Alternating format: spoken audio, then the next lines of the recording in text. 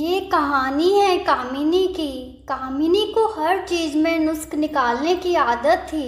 उनके यहाँ पर उनकी बाई काम करने आती थी जिसका नाम मंजू था। अरे मंजू, तूने सही से पोछा नहीं किया, चल वापस पोछा लगा यहाँ पे। और जब मंजू खाना बनाती थी तो कामिनी कहती थी, मंजू दाल में नमक कम है। मंजू दाल चखती है और कहती है, माँ जी दाल तो एकदम सही बनी है, मुझे तो इसमें नमक कम नहीं लग रहा। ज्यादा बातें मत कर और दाल में नमक डाल।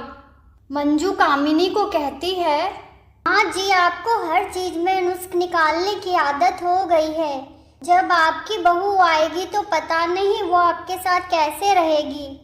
कामिनी अपने बेटे अविनाश के लिए लड़की देख रही होती है और उसे एक लड़की पसंद आ जाती है और कुछ ही दिनों में अविनाश की शादी होती है। शादी की तैयारियां जोरों शोरों से शुरू हो जाती हैं और नई बहू जब घर आती है तो कामिनी उसका स्वागत बहुत ही प्यार से करती है। जब नई बहू की पहली रसोई होती है और वो किचन में जाकर खाना बनाती है तो कामिनी नई बहू को कहती है, बेटा खाना अच्छा बनाना, मुझे हर चीज में परफेक्शन चाहिए और अगर कुछ अच्छा नहीं बना तो मैं बोल दूंगी। माँ जी आप चिंता मत कीजिए, मैं खाना अच्छा ही बनाऊंगी। मैं खाना बनाने में बहुत माहिर हूँ। रागिनी सारा खाना बना लेती है और खाना टेबल पर लगा देती है। सब रागिनी का खाना खाते हैं और रागिनी के खाने की तारीफ करते हैं। कामिनी खाना खाते हुए बोलती है, बेटा तूने ये जो गट्टे की सब्जी बनाई है ना, इसमें तूने मिर्ची बहुत ज्यादा डाली है। अविनाश कहता है, नहीं माँ, खाना तो बहुत अच्छा बना है। तुम्हें तो हर चीज में कमी निकालने की आदत हो गई है। अविनाश के पापा रागिनी को कहते हैं, बेटा तुम्हारी सासू माँ को थोड़ा परफेक्शन ज्यादा पसंद है। इसे हर चीज में कमी निकालने की आदत है। इसकी बातों का बुरा मत मानना, खाना वाकई में बहुत अच्छा बना है। और अविनाश के पापा रागिनी को शगुन के पैसे देते हैं और अपने कमरे में चले जाते हैं। अगले दिन रागिनी रोटी बना रही होती है कि उसकी सासू माँ किचन में आती है और कहती है, बेटा ये रोटी देख थोड़ी सी टेढ़ी है, इसे गोल बना। अरे माँ जी क्या फर्क पड़ता है, रोटी टेढ़ी बने या गोल बने, खानी तो तोड़कर ही है। नहीं बेटा तू इसे फिर से बना, मुझे परफेक्ट रोटी चाहिए। इस तरह रागिनी की सासू माँ उसके हर काम में कमी निकालने लगती है और रागिनी एक दिन सोचती है, माँ जी को हर काम परफेक्ट चाहिए होता है और मैं पूरी कोशिश करूँगी कि हर काम परफेक्ट हो। अब रागिनी हर काम में परफेक्शन दिखाने लगी थी। रागिनी की सासू माँ अब कमी निकालने का बहाना ढूंढती थी और सोचती थी, मेरी बहू तो हर काम परफेक्ट करने लगी है, अब मैं कौन सी चीज में कमी निकालूं।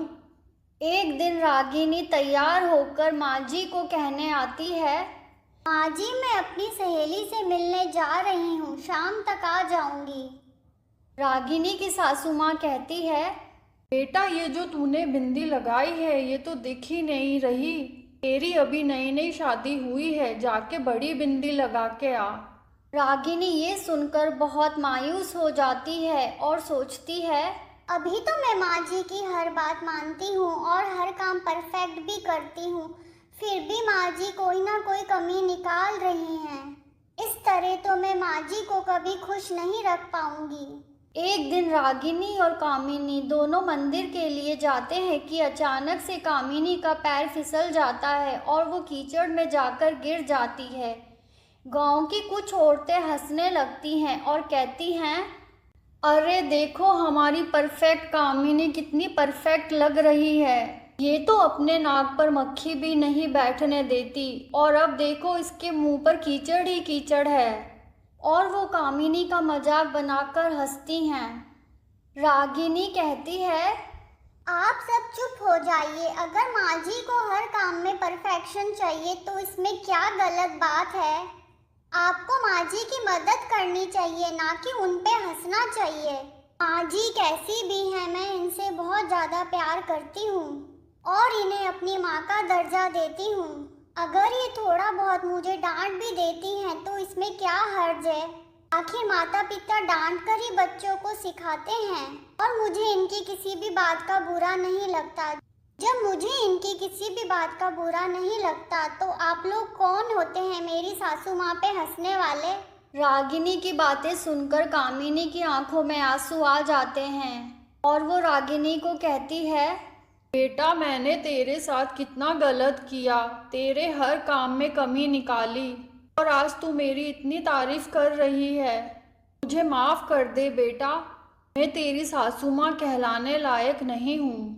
नहीं माँ जी, आप मेरी बहुत प्यारी सासू माँ हैं। मुझे आपकी किसी भी बात का बुरा नहीं लगता और आप जो भी कहती हैं मैं उसे पूरी ईमानदारी से करने की कोशिश करती हूँ। आपसे बहुत कुछ सीखा है मैंने। आप मेरी गुरु हैं और मैं आपकी शिष्य हूँ और गुरु कभी भी गलत नहीं होता। कामिनी रागिनी को गले से लगा लेती है। इस कहानी से हमें ये सबक मिलता है कि कोई भी इंसान परफेक्ट नहीं होता। हमें अपना काम पूरी ईमानदारी से ही करना चाहिए। दूसरों की उम्मीदों पर खरा उतरने की पूरी कोशिश करनी चाहिए। इसी तरह की रोचक और मनोरंजक कहानियाँ देखने के लिए हमारे चैनल को सब्सक्राइब कीजिए और बेल आइकन का बटन भी दबा दीजिए ताकि आने वाली हर कहानी आप तक पहुंच सके।